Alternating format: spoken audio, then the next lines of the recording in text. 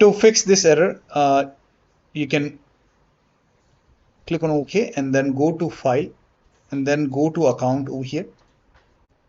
Now once you click on Account, now go to Manage Settings.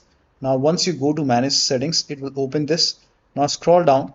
Over here you can see Connected Experiences.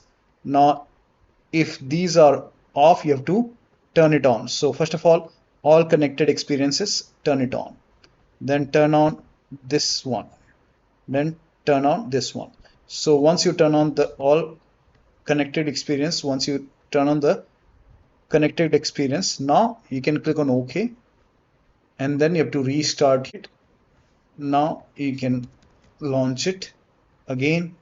So relaunch your Office application and then you can go to help, and then you should be able to access it and you should not receive the error. So that'll be all. Thank you so much for your time, and please like this video and subscribe to my channel.